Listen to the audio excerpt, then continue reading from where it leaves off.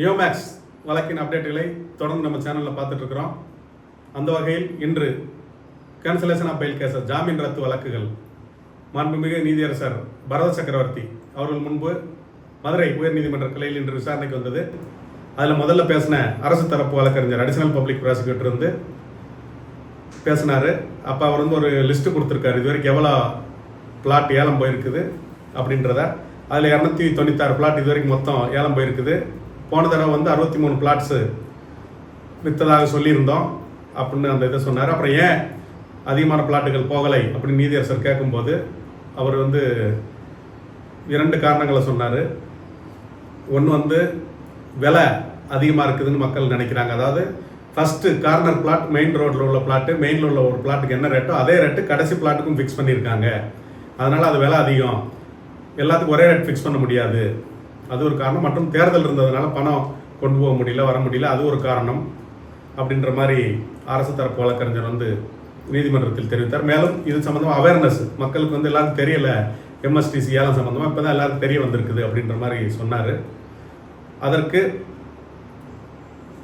நிறுவன தரப்பு வழக்கறிஞரை பார்த்து நீதியரசர் அதை அந்த ரேட் வைஸ் என்ன பண்ணலான்னு கொஞ்சம் யோசிங்க அப்படின்னு சொல்லி கேட்டிருக்கிறாரு. மேலும் அந்த முதலீட்டாளர்கள் தரப்பில் ஒரு சிலர் ஆஜராயிருந்தாங்க. அவங்க வந்து என்ன சொன்னாங்கன்னா, அவங்க வந்து எல்லாரையும் பதிய சொல்கிறாங்க, நான் பதிஞ்சிட்டு அமைதியாக இருங்க, அதற்கப்புறம் நம்ம மொத்தமாக ஏலம் எடுக்கலான்ற மாதிரி மக்கள்கிட்ட சொல்கிறாங்க அப்படின்னு சொல்லி அந்த நெய்வேலி சங்கத்தை சேர்ந்தவர்கள் சொன்னாங்க. மேலும் சிலர் வழக்கறிஞர்கள் என்ன கேட்டாங்கன்னா, குரூப்பாக எடுத்துக்கணும், 3 பேர் 4 பேர் எல்லாம் சேர்ந்து ஒரு பிளாட் எடுக்கணும் அந்த மாதிரி சொல்லும்போது ஒரு ஆள் தான் எம்எஸ்டிசி வக்கீல்கிட்டையும் கேட்டார் நீதியரசர். நீதியரசரும் விளக்கம் சொன்னார், யாராவது ஒரு ஆள் பேரில் எடுத்துட்டு மிச்ச ஆட்கள் வேணால் அவருக்கு ஜாயிண்டாக வந்து பதியும் போது சர்டிஃபிகேட் கொடுத்து ஜாயிண்டாக பதிஞ்சிக்கலாம் கூட்டாக, அப்படி வேணால் செய்யலாமே தவிர ஏலம் எடுக்கிறதே 4 பேர் 5 பேர் மொத்தமாக எடுக்க முடியாது அப்படின்ற மாதிரி சொன்னாங்க. அப்புறம் சங்கத்தின் சார்பாக நாங்கள் மொத்தமாக எடுத்து எல்லாத்துக்கும் பிரித்து கொடுக்குறோம் அப்படின்னு கேட்கும்போது நீதியரசர் என்ன சொல்லிட்டாருன்னா, நீங்கள் மொத்தமாக எடுத்து எல்லாரும் பிரித்து தானே கொடுக்க போகிறீங்க, அதற்கு அஃபிடவிட் தாக்கல் செய்கிறோம் அப்படின்னு நீதிமன்றத்தில் வந்து சங்கத்தின் வழக்கறிஞர்கள் சொல்லும்போது, அப்போ நீங்கள் யாராருக்கு என்ன பிளாட்டுன்னு லிஸ்ட்டு ரெடி பண்ணி கொடுத்து அதை எடுங்க, மொத்தமாக எடுத்துகிட்டு இவங்களுக்கு பிரித்து கொடுப்பேன் நீங்கள் எப்படி சொல்ல முடியும், அல்லது நீங்கள் பணம் கட்டி தான் ஏலத்தில் கலந்து கொள்ள வேண்டும் அப்படின்ற மாதிரி நீதியரசர் வந்து அந்த இடத்துல கருத்துக்களை தெரிவித்தார். பிறகு இன்னும் சிலர் வந்து பார்ட்டி இன் பர்சன் அவங்கெல்லாம் பேசினாங்க. பேசிட்டு சாஃப்ட்வேர் வேறு ஒரு சாஃப்ட்வேர் இருக்குது, அந்த மாதிரி பண்ணால் நல்லாயிருக்கும் அப்படின்ற மாதிரி அவங்களும் அவங்க கருத்துக்களை தெரிவித்தார்கள். அப்போ கடைசியாக வந்து நான் சொல்லும்போது, டேன்பிட் நீதிமன்றத்தில் விடக்கூடிய ஏலம் எல்லாமே வந்து வெளியாட்கள் தான் வர்றாங்க. ஆனால் ஏலம் விட்ட உடனே எல்லாமே போயிடுது. அதிகப்படியான ஆட்கள் ஒவ்வொரு ஏலத்திலையும் கலந்துக்கிறாங்க. இப்போ இந்த ஏலத்தில் அது வந்து ஒரு தமிழ் பேப்பர் ஒரு இங்கிலீஷ் பேப்பரில் மட்டும்தான் கொடுப்பாங்க. ஆனால் இதில் வந்துட்டு நீங்கள் 4 தமிழ் பேப்பர் 3 இங்கிலீஷ் பேப்பரில் கொடுத்துருக்கீங்க. ஒவ்வொரு காலகட்டத்திலும் பீரியாடிக்கலாக ப்ரெஸ் ரிலீஸ் பத்திரிகை செய்தி குறிப்பெல்லாம் கொடுக்குறீங்க. அப்படி இருந்தும் ஏலம் போகலை அப்படின்னு சொல்லும்போது, ஏன் போகலைன்னு நீதியரசர் கேட்கும்போது, அதிக விலை அப்படின்னு எந்த பிளாட் அதிக விலை அப்படின்னு கேட்கும்போது எல்லா பிளாட்டுமே அதிக விலை தான் ஃபிக்ஸ் பண்ணியிருக்காங்க அப்படின்னு சொல்லும்போது நிறுவன தரப்பு வழக்கறிஞர் என்ன பார்த்து, இவருக்கு இலவசமாக கொடுத்தா சரியாக இருக்குமா அப்படின்னு கேட்டார். அப்போ வந்து நான் டென்ஷன் ஆகி சொன்னேன், இலவசமாக அங்கே யாரும் கேட்கல, கொடுத்த பணத்தை தான் கேட்குறோம். 7000 கோடி சீட்டிங் பண்ணிவிட்டு இலவசமாக கொடுக்கணும்னு கேட்குறீங்க. மக்கள் ஏமாந்த மக்களுக்கு இழந்த பணத்தை கொடுங்க தான் கேட்குறமே தவிர இங்கே யாரும் இலவசமாக கேட்கல. 7000 கோடி வந்து நீங்கள் சீட்டிங் பண்ணிருக்கீங்க, கேட்டால் இது மாதிரி வந்து சொல்கிறீங்க அப்படின்னு சொல்லும்போது, நான் தனிப்பட்ட முறையில் உங்களை சொல்லலை, உங்கள் சம்மந்தப்பட்ட எல்லாரும் வந்துட்டு யூடியூப்பில் பேசுகிறாங்க, அவங்க வந்து ஏலத்தில் கலந்துக்கக்கூடாதுன்னு சொல்கிறாங்க, அதனால தான் ஏலம் போகலை அப்படின்ற மாதிரி சொன்னார். அப்போ நாங்கள் எங்கள் தரப்பில் ஒரு 50 வீடியோவுக்கு மேலே இருக்குது, நான் உடனே ப்ரொடியூஸ் பண்ணுறேன், அதில் நீதிமன்றத்தின் கருத்துக்களை தவறாக சொல்லியிருந்தால் நடவடிக்கை எடுங்க. அதே மாதிரி 200 வீடியோவுக்கு மேலே நீங்கள் போட்டிருக்கீங்க, அத்தனை வீடியோலையும் கட்டாயம் எம்எஸ்டிசியில் பதியணும்னு சொல்கிறீங்க, பணமே கிடைக்காது இடம் தான் கிடைக்கும்னு சொல்கிறீங்க, பாண்டுக்கு லேண்டுன்னு தான் சொல்கிறீங்க. அப்படி 200 வீடியோ நீங்கள் போட்டிருக்கீங்க, அதை நீதிமன்றத்தில் தாக்கல் பண்ணுங்கள், நாங்கள் நீதிமன்றத்தில் தாக்கல் பண்ணுறோம், யார் தவறாக சொல்லியிருந்தாலும் அவங்க மேலே நடவடிக்கை எடுக்கணும் அப்படின்னு சொன்னால், அப்போ இது வரைக்கும் வந்து நம்ம யூடியூப்புகளை கடந்து போகலான்னு நினச்சோம், இதில் நடவடிக்கை எடுக்க வேண்டிய அவசியம் இருக்குன்ற மாதிரி நீதியரசர் சொல்லும்போது, அது கண்டிப்பாக ஆர்டர் போடுங்க அப்படின்னு சொல்லியிருக்கிறோம். உடனே அதில் வந்து நீதியரசர் வந்து ஒரு உத்தரவு போட்டிருக்காரு, நீதிமன்ற கருத்துக்களுக்கு எதிராக மாற்றி தவறான தகவல்களை சமூக வலைதளங்களில் யூடியூப்பில் எல்லாம் பரப்புனா அவங்க மேலே நடவடிக்கை எடுக்கப்படும். அது வந்து ஐஓ அந்த விசாரணை அதிகாரிகள் EOW போலீஸ் வந்து மானிட்டர் பண்ணி நீதிமன்றத்திற்கு தகவல் தெரிவிக்கணும்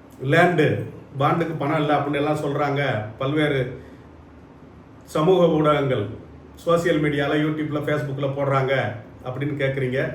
எல்லாருக்கும் ஒரே பதில் தான். இப்போ சொல்லலை, நான் தொடர்ந்து பல்வேறு வீடியோக்களில் சொல்லிட்டு இருக்கிறேன்.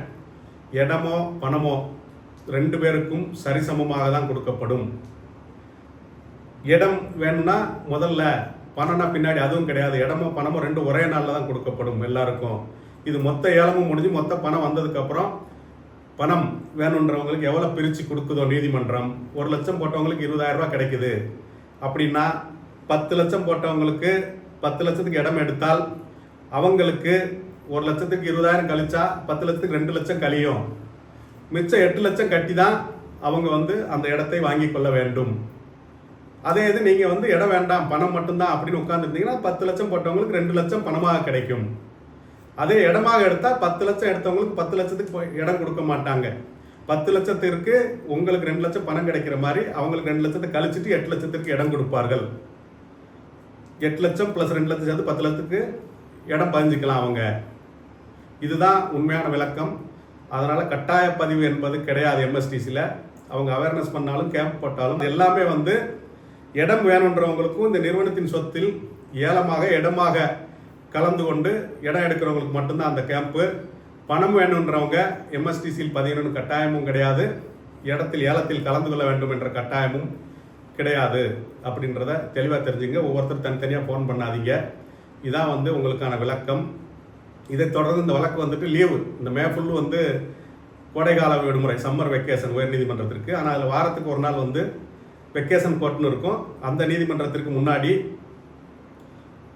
விசாரணை வரும். அது இவர் தான் விசாரிப்பார், நீதியரசர் பரத சக்கரவர்த்தி. அது 2 நாளைக்கு முன்னாடியே இந்த விசாரணை எத்தனாம் தேதி எந்த கோர்ட்டில் வருதுன்றதை போட்டுட்டு அவர் உட்கார்ந்து விசாரிக்கிறேன்னு சொல்லியிருக்காரு தேவைப்பட்டால். அதைத் தொடர்ந்து இந்த விஷால் மால் ஒரு மெமோ நிறுவன தரப்பில் கொடுத்துருக்காங்க. அது 74 கோடி ரூபாய் இவங்க இடத்துக்கு அட்வான்ஸ் எல்லாம் நிறைய இடத்துல கொடுத்துருக்காங்க. அந்த பணம் ரிட்டர்ன் ஆகலை அப்படின்னு 74 கோடிக்கு மெமோ கொடுத்துருக்காங்க.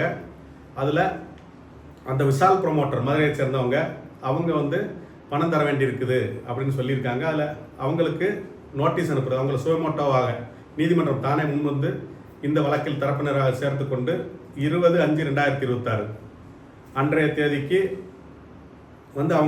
அவங்களுக்கு நோட்டீஸ் அனுப்புறதுக்கு நீதிமன்றம் உத்தரவு பிறப்பிச்சிருக்குது. விஷால் லேண்ட் ப்ரொமோட்டர்ஸ் அவங்களுக்கு இது வரைக்கும் 3000 பிளாட் ஏலத்துக்கு வந்திருக்குது. 2700 பிளாட் விற்காமல் இருக்குது. 300 பிளாட்டுக்குள்ள தான் விற்றுருக்குது. இந்த ஏல நடைமுறை 14/5/2026 வரைக்கும் ஏற்கனவே அட்டவணைப்படுத்தப்பட்டுள்ளது, ஷெட்யூல் போட்டிருக்காங்க.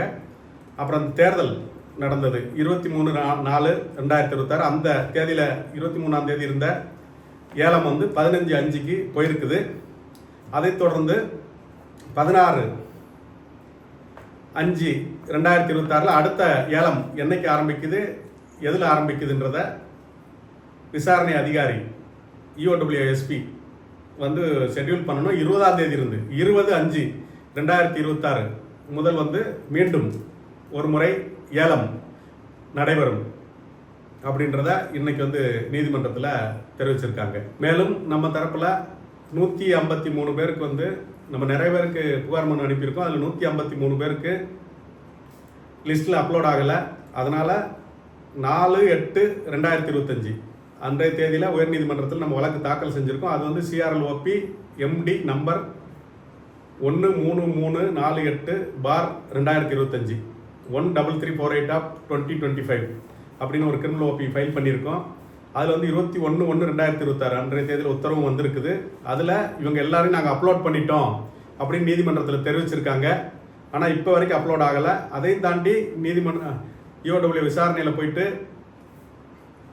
எங்கள் பேர் ஏறலை அப்படின்னு முதலீட்டாளர்கள் போய் கேட்கும்போது உங்களுக்கு பியாண்ட் தி டேட்டுன்னு தான் நாங்கள் போடுவோம். அதாவது 8/10/2025 பின்னாடி வந்தது தான் போடுவோம் அப்படின்னு சொல்கிறாங்க. ஆனால் நம்ம வழக்கே 4/8/2025 நீதிமன்றம் சொன்ன தேதிக்கு 2 மாதத்துக்கு முன்னாடி உயர்நீதிமன்றம் வழக்கே தாக்கல் செஞ்சுருக்கிறோம். அந்த வழக்கு நம்பர் தான் நான் இப்போ சொன்னது அப்படின்னு நீதியரசர்கிட்ட சொல்லி அந்த நகலையும் நீதியரசர், பப்ளிக் ப்ராசிக்யூட்டர், நிறுவனத்தின் வழக்கறிஞர் எல்லாத்துக்கும் காப்பி கொடுத்துருக்குறோம். அதை நடவடிக்கை எடுங்க அப்படின்னு சொல்லி நீதியரசர் அவர்கள் அதில் தெரிவிச்சிருக்காங்க. அந்த யூடியூப் சோசியல் மீடியா சம்பந்தமான விவாதம் வரும்போது நான் தெளிவாக சொன்னேன், நீங்கள் தான் அப்பாவி பொதுமக்களை ஏமாத்துறீங்க, அப்பாவி முதலீட்டாளர்களை ஏமாத்துறீங்க. கட்டாய பதிவு எம்எஸ்டிசியில் பதியணும்னு சொல்கிறீங்க.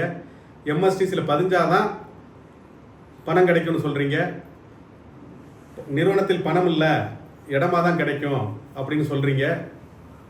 கண்டிப்பாக லேண்டுக்கு பாண்டுக்கு லேண்டு தான் கிடைக்கும் அப்படின்னு சொல்கிறீங்க. 200 வீடியோ தப்பாக நீங்கள் போட்டிருக்கீங்க. அந்த 200 வீடியோ நீங்கள் தாக்கல் பண்ணுங்கள். நான் 57 வீடியோ போட்டிருக்கேன், 57 வீடியோ தாக்கல் பண்ணுறேன். அதில் வந்துட்டு சட்டப்படியாக யார் மேலே நடவடிக்கை எடுக்கணுமோ, யார் தவறான தகவல்களை மக்களுக்கு தெரிவிக்காங்களோ அவங்க மேலே நடவடிக்கை எடுங்க. நீதிமன்றம் வந்து எங்கேயுமே வந்து கட்டாயமாக எம்எஸ்டிசியில் பதிவு செய்யணும்னு சொல்லலை. அது வந்து விருப்பம் தான். நீங்கள் இடம் வேணும்னு கேட்டிங்கன்னா பதியலாம். ஆனால் அதில் எம்எஸ்டிசியில் பதிஞ்சவங்களுக்கு மட்டும்தான் பணம் கிடைக்கும் அப்படின்னு மக்களை ஏமாத்துறீங்க. அது வந்து தவறான தகவலை போடுறீங்க. ஜூம் மீட்டிங் நடத்துகிறீங்க. நீங்கள் 200க்கு மேலே வீடியோக்களை போட்டிருக்கீங்க, எல்லாமே தவறான தகவல்களோடு.